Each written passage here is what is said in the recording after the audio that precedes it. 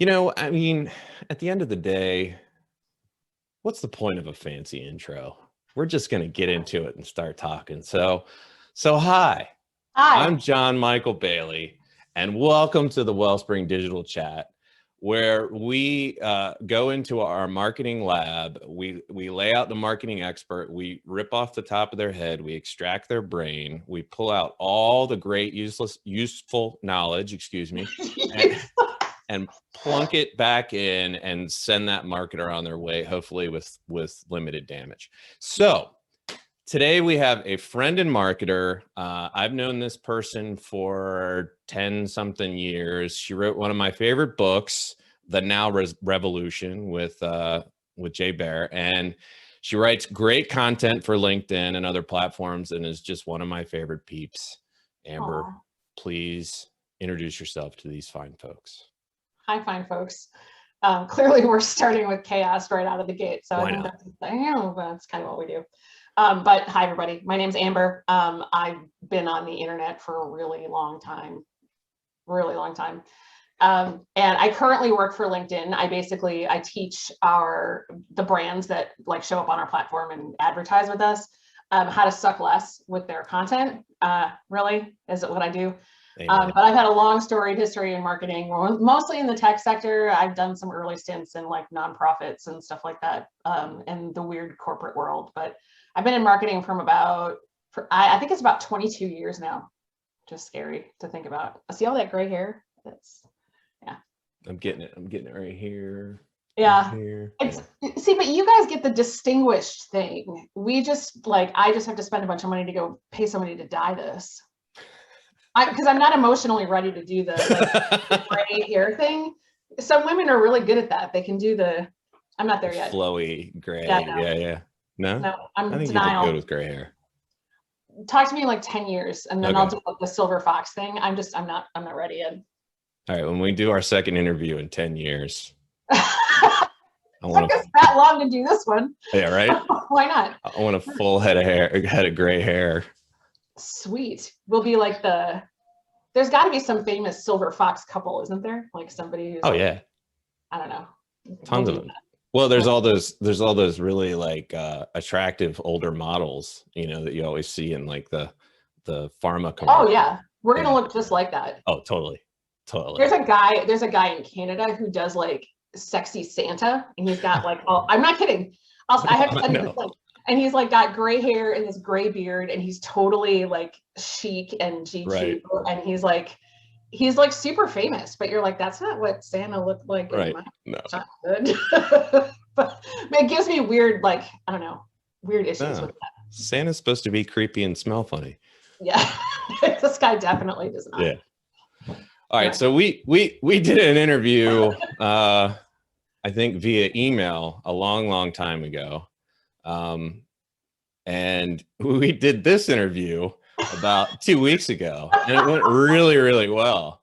But we don't remember it. No, neither one of us remember it, and I forgot to record it. So hopefully this one is even better. So anyway, sure. I'm excited to finally record this interview with you, and I want to talk content marketing. I want to talk LinkedIn and see if we can get down to, let me try this joke again, some brass tack thinking from you. Well done. Anyway, so let's jump right in. So let's talk about B2B content marketing, specifically why so much of it is boring, well, to use your word, sucks. What would you say to a B2B company right now that is generating boring content? Get on your soapbox, let them have it. Oh boy. Boy, I could do this for days, so I'll try to be concise. Okay. I think the problem and I've been a B2B marketer for most of my career, all my career, actually. So, I'm yelling at me as much as anybody else. So I'm in the tribe, but we get so navel gazing about the idea that we are in this business to business. We've loaded the term business with suits and ties and buttoned up shirts and, cufflinks. I do love a good pair of cufflinks, but I'm just saying we get so formal about the idea that we must be businessy and that we have to talk in businessy terms. So we load everything with jargon that nobody can understand. And we think that we have to talk in terms of value propositions and key messages and all of these like architectural marketing things that realistically the market doesn't care about. Like the people who are actually buying stuff from businesses are still humans who are messy, complicated, multitasking people. So even while they're in the mindset of making a business decision, they are simultaneously in the back of their head thinking about their kids' piano recital and you know, they're out of Pringles at home and they better stop at the store. We do those things simultaneously, but we somehow as marketers think that people like take their hats off and are like, okay, I am in business buyer mode now. It doesn't work that way. And there's actually data to back me up. This is not just me like ranting. There was some really good research that Gartner did a couple of years ago around the role of emotion in B2B branding. And it's astonishing when you start talking to people who are our decision makers that we're always after, talking about what motivates them to work with a particular brand or to have affinity for a particular brand. And it's a lot of really squishy stuff. Like this brand makes me feel good about working with them. This brand like helps me be the professional I want to be. And you're like, what? You know, we're so uncomfortable with this emotional side of branding, but branding has always been that way. And we somehow decoupled that in the B2B world, thinking it doesn't matter because we're all about, you know, spreadsheets and analytics. And it's just not the way it is. A business is not just a left brain endeavor. And so much content that comes out of the B2B world only focuses on that side of the, you know, intellectual side of business decisions, but there's an emotional side that we need to appeal to. And we just don't. Yeah, I mean, in a line from your newsletter, the B2B Content Lab, which is on LinkedIn, and I highly recommend it. You say buying, even in a business context, is an emotional process. So, I mean, that's it right there. I mean, people just, they're not thinking that. And I think they're, you know, they're missing it. But if you think about like the way, especially if you're making a lot of B2B decisions, like I work in tech. So a lot of our decisions, like the sales cycle for a software decision, let's say, is 6 months at a minimum, sometimes longer, you know, 12, 18, 24 months even. We do not want to screw that up. As a professional, like we want, our reputation is being staked on some of the decisions we make and the vendors and the partners we choose to work with. We want something that makes our lives easier, our jobs easier, that makes us look good professionally, that you know, helps us bring out our best so that we can offload some of the things we don't do particularly well, and we want technology to step in and take the reins on that. So there are emotional components to those decisions that we tend to ignore because we think about, you know, cost benefit analysis and ROI and all these things that are so mechanical. But the people who are making those choices are making decisions based on emotional impressions they've had with that brand in the past. One of my favorite definitions of brand ever comes from an eccentric named Zay Frank. If you don't know who Zay Frank is, you got to go look him up because it's like, I don't even know how to describe him. He's kind of like a eccentric idea guy. And he has a lot of really cool stuff out there, but he talks about brand as the emotional aftertaste that you get after interacting with a company. Oh, that's good. It's so good, right? That's because good. like that's exactly it. It's like what does that leave with me? And that still happens in a business context. Yep. Just because it happens to be at work doesn't mean we like divorce ourselves from that emotional response. We can't, cognitively, we can't do that. So it's really important to appeal to that side of us. And our early impressions of brands are very emotional. They're nostalgic, they're aspirational, they're, you know, interesting and curiosity evoking. We care about the rational shit later when we're actually close to giving somebody our money. But at first, we want to be emotionally hooked on things. And that happens in a business context too. But so much of the content I see starts midway in that journey and like toward the end of it and assumes that people have already done the early part, and they haven't. And the early part is where you make that deeper connection, I feel. All the time. Yeah. All the time. But, you know, because especially in the B2B world, Yeah. We decided that, you know, the MQL was the almighty metric that we needed to care about. And so the things that don't churn out MQLs somehow are like not valuable. And brand is harder to measure, and brand is harder to attribute directly to revenue. But I would argue that that's not its purpose. You know, like brand to revenue is a long-term thing. And it's an investment that you make over time, because you know that ultimately the results will be those downstream dollars. But the investment you make up front is not always a causal one-to-one relationship. I spend $1 on branding, I get $1 on the back. It's not how it works. And it's never worked that way. But man, we shot ourselves in the foot with digital stuff, because we're like, oh, hey, look, we can track this now. Yeah. And we decapitated the brand from so much of our content, and it's a crime.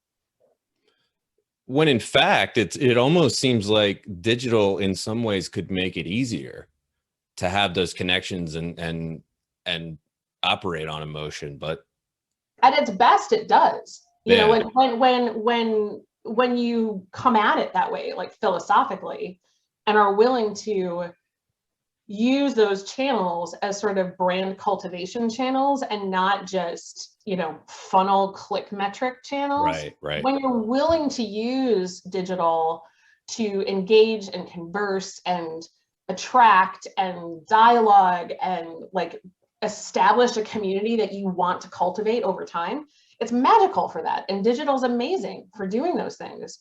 But because it's squishy and it's hard to measure and it's hard to put on a spreadsheet and it's hard to churn out a report every 30 days to show the impact of that, people abandon it as not valuable. And it is absolutely, I think it's an abdication of responsibility of marketers when they do that, because part of our job is to educate people about why that matters and to continue to push for the importance of the brand elements in what we do, feeding the downstream results of what we want. Like, you don't walk into a bank and go, you know, someday I'll give you $10, but right now I'd like 100. Right. That's what we do. You don't? I know. You know, it's like we want to reap the rewards of good marketing, but we don't want to make the investments in good marketing. It's like when I get on my soapbox about ROI as a metric, because ROI, not only is it a single metric that looks at things kind of in a very specific way, but it's trailing, meaning you can't know what your return is until you've made the investment. So it's a backward looking thing. And I mean, yeah, could you argue that you can model out some like potential returns? Okay, sure, fine. But realistically speaking, this idea that we have to walk into everything knowing what we're going to get out of it in hard, concrete terms is such an overly simplistic way to look at a very complex discipline like marketing. And I will that's probably gonna be on my gravestone. Like, ROI is a trailing indicator, because that's gonna be the life that I've. Here lies. Here lies Amber. ROI is a trailing indicator. You know, it's a sign of a life well lived, I think. And then single focus, single shot on one of your friends' tear running down their face. Yeah, I don't know. I hope I'll have a real big party when I kick off, because my goal is to go sliding into my grave, like worn out, kicking, screaming, and haggard. Like, bring it all out, man. So hell yeah, pour one out for me at the end of it. There you go. So also in the newsletter, you say, and this is kind of a continuation of what we've already been talking about. You say that marketing is a system that is only as strong as its weakest element. So in your experience, where do things fall apart? Is it a silo issue, or are they focusing too much on technology? Are they focusing too much on MQLs or ROI, or is it impossible to narrow down on one specific thing? It's all those things. And I think every organization, depending on sort of their culture and structure, and it struggles with different things to different degrees. I think all of those are factors. Like I said, I think a lot of it comes from the downside of the digital world is that we made this really inaccurate promise to ourselves that digital was going to solve the attribution problem. We were going to be able to measure every click and tell you, like, causally, this person did this and then they did this. That was such a naive way to go about things, and it was just patently wrong from the get-go. So marketers took this very sawed-off approach where they only focus on the things that they can track. So despite like, a platform like Facebook tells you should care about likes and clicks. So that's what we measure, because that's what the platforms allow us to measure, number one. And that's what we can easily put on our report and say, look, we're doing something. By the way, like this video and please subscribe. Yeah, mash that like button. Whatever. So we've done this to ourselves in a lot of ways. And we have, like I said before, we've decapitated the entire idea that marketing in some of its more esoteric fashions still has merit and value, even if it's harder to attribute dollar for dollar. But it's always been that way. And attribution is not a new problem. It's like marketing attribution has always been a problem. But not only is marketing a system within itself, meaning like demand gen depends on brand to be effective. And all of brand marketing, like if you give nobody anything to do at the end of that, that's sort of pointless too. So any of those things kind of decoupled from the system isn't helpful. But also we tend to forget that marketing is part of a system in a business. So marketing has dependencies on products and services that don't suck, on salespeople who can actually, do a bang up job with the roles and responsibilities they have, with customer success teams taking the post-sale experience and making that something people want to invest in and repeat. So we are part of an engine too that has component parts. Marketing is not, as I'm fond of saying, like marketing isn't the savior. I can't come in and fix your broken product. I can't fix your broken sales process. I can only try my best to accelerate and optimize for the things that marketing does well.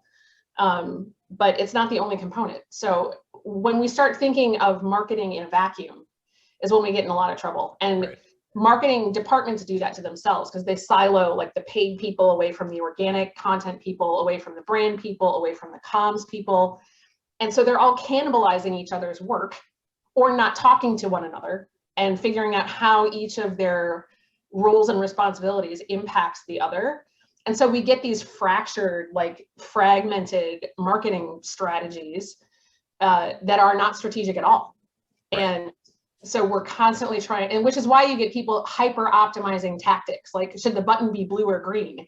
It's like, if you're trying to eke out that 0.002% lift in click rate, I mean, I guess you can care about that stuff. And there are people who do that, and I'm not denigrating that work.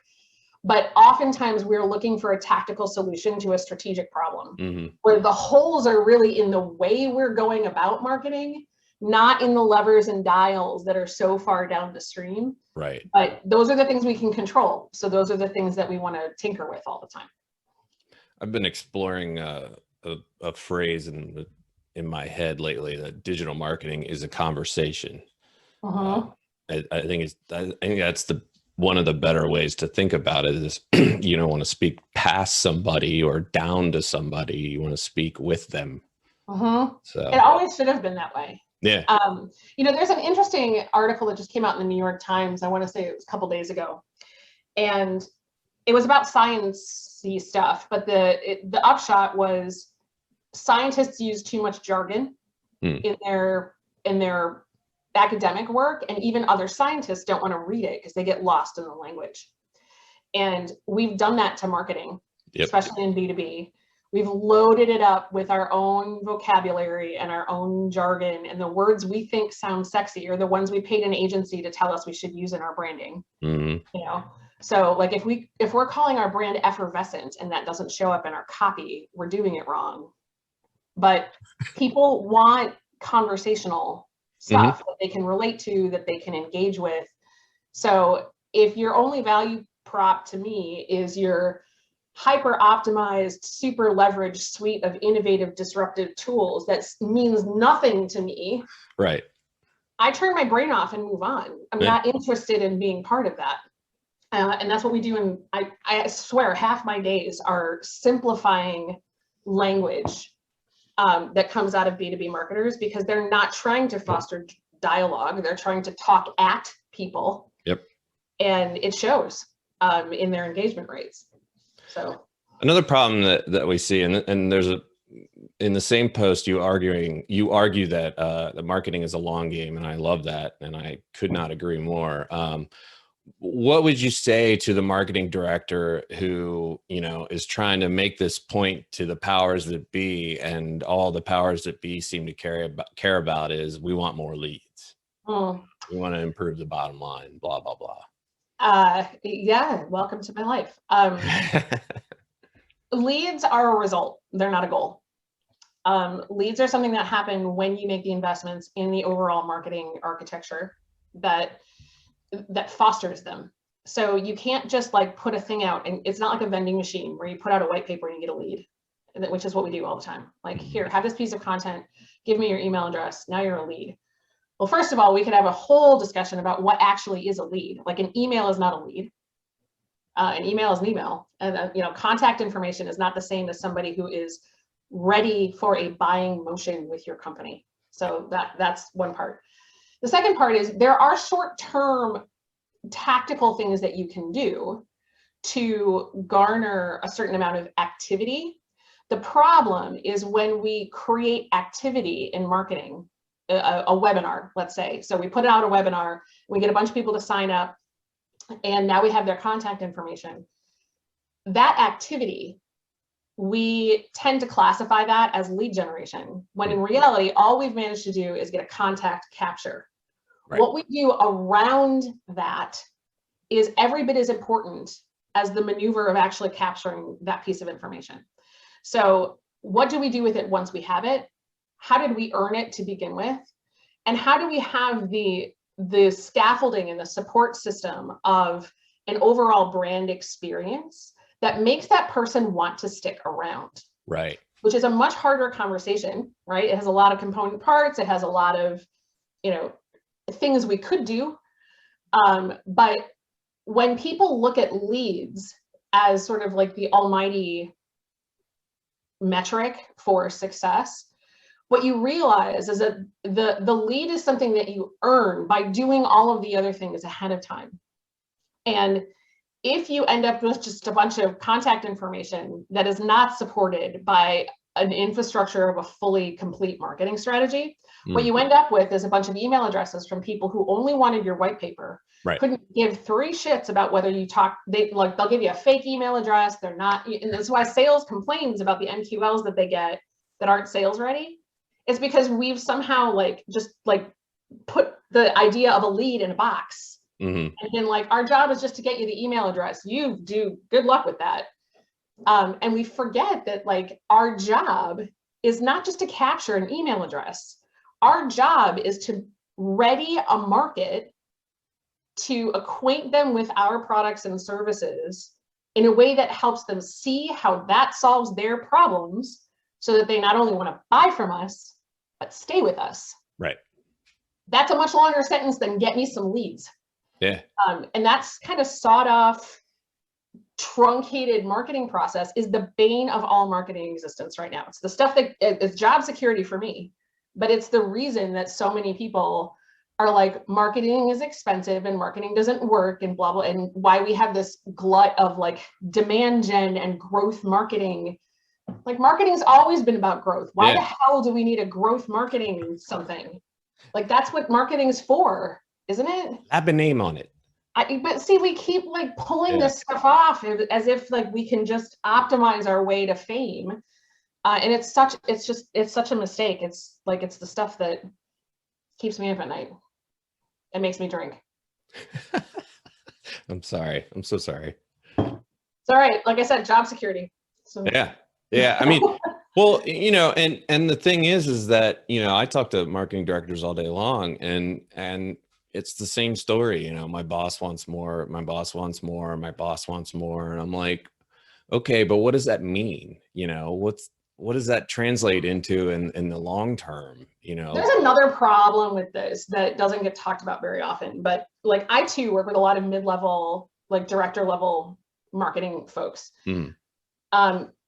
If you sit and talk to the CMO is not asking for leads.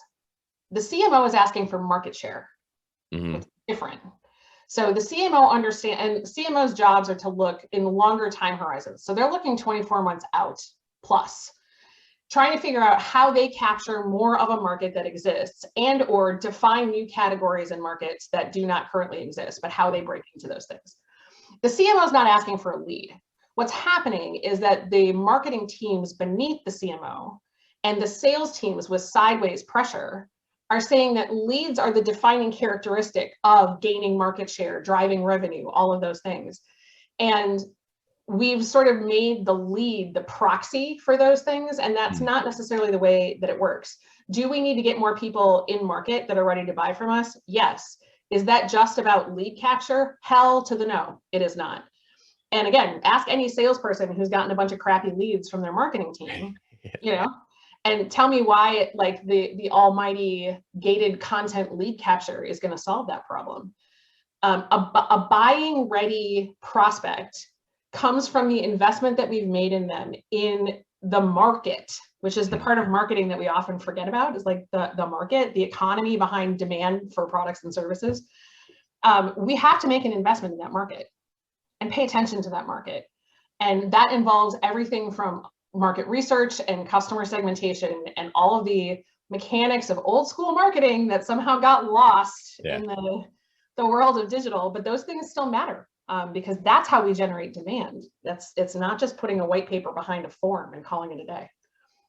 Amen. Amen.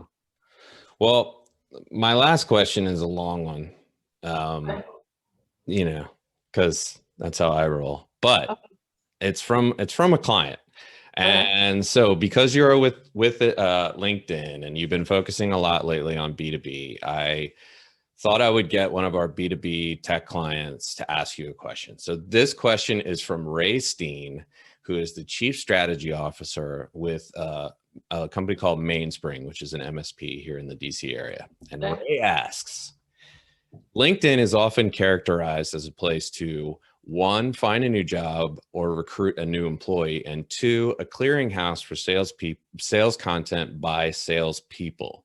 How does that affect your content strategy when working with clients? Oh boy. Okay. How to be concise about this? First of all, No, hey, let him have it. First of all, you have to ignore the bad actors.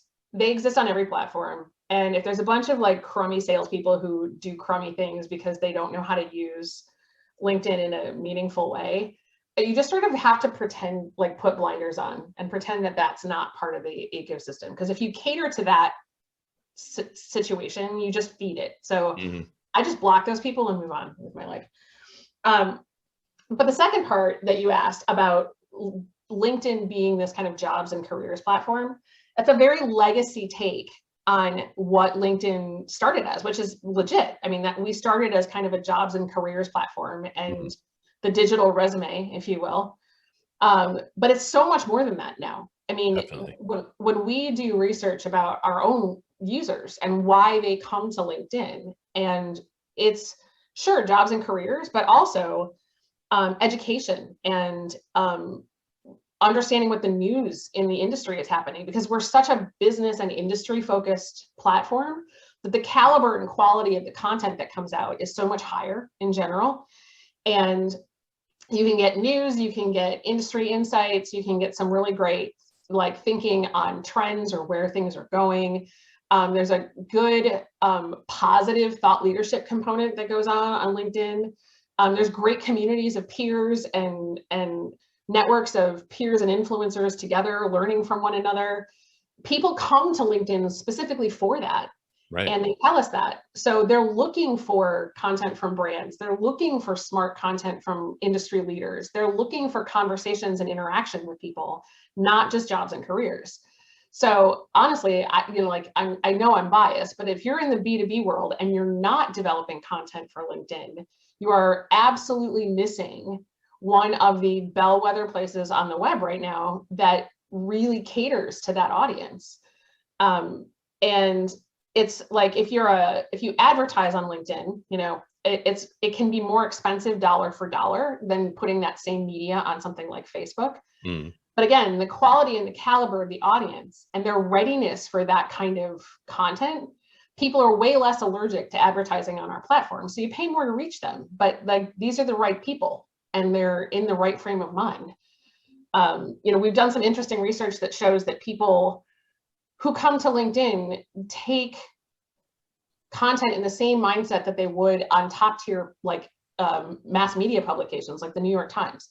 They come to LinkedIn for a same caliber of information that they would HBR or New York Times or some of the kinds of, and it's cool to see, but it also is like, so don't look at LinkedIn as just this like, oh, if I'm not advertising for a job, I don't need to be there. And it's like, yeah, you totally do. And our audience is looking for you. So a part of the fun for me in my role is turning that light bulb on for people and then getting to watch them start to develop thoughtful content for the platform and then just watch what happens, which is what keeps me coming to work every day. So open your mind to what LinkedIn can be. Well, I mean, it's true though, because just from my own personal experience, if I go to Facebook and basically waste a little bit of time, because let's face it, that's what you're doing on Facebook, right? I don't quote unquote walk away from that feeling empowered or right. better for having done it. Right. But if I go to LinkedIn and spend some time there, there's some really heartwarming stuff on there. There's some inspirational stuff on there, and there's some purely, really educational, do better in the world kind of stuff on there too. And so, I'll, in the interest of full disclosure, I slept on LinkedIn for the longest time. I mean, I had an account and I kind of posted there, but, it wasn't really until the pandemic when the face-to-face sort of just disappeared, where I actually started turning to LinkedIn to make those connections, and it's been awesome. Well, and you're not alone in that.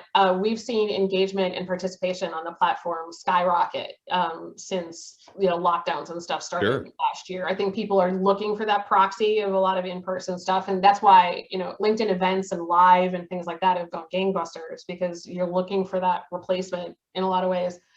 But just generally speaking, it's every social platform sort of gets its cliche things, like Twitter is the toxic dumpster fire, Facebook is for your high school friends that you didn't really want to ever see or talk to again anyway, and LinkedIn is like smarmy salespeople. Right. And like I said, there are bad actors on every platform, and there are going to be people who will try to game the system because the system exists.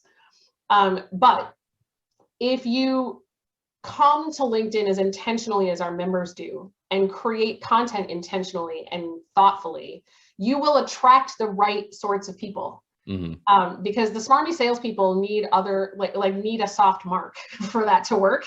Eventually, if you just ignore them, they go away. And so I get a fair bit of that in my own stuff, and I just block, delete, whatever.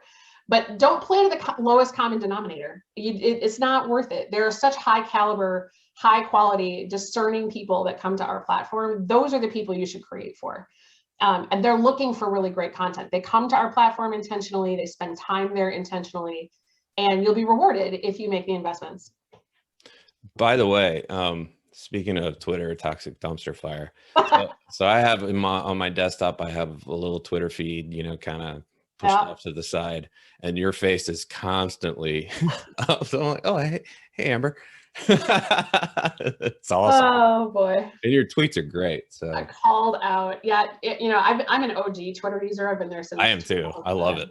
Yeah. And it's still, through all of its dysfunction, it is still, Twitter and LinkedIn are the only places I spend much time anymore. Occasionally I'm on Facebook because my mom is on Facebook. Yeah. But my meaningful time, Twitter is my place where I pop off a lot. I'm very sweary, so fair warning. If you come follow me on Twitter, it's fantastic. It's definitely NSFW. My LinkedIn is way more professional, but it is by far one of my favorite social networks. And yeah, even for its dysfunction, which it has plenty, I love it there. There you have it. Twitter has value. It does. Listen, I've gotten jobs through Twitter. I've gotten freelance work through Twitter. I've gotten speaking gigs through Twitter. I've made amazing friends through Twitter. I have dated people from Twitter. It's reaped way more rewards than downsides. So I don't know if I'd recommend the dating people from Twitter, but the rest of it. Well, it's a slippery slope. It has, Yeah. there are gems, but there are also like, I did that. Why?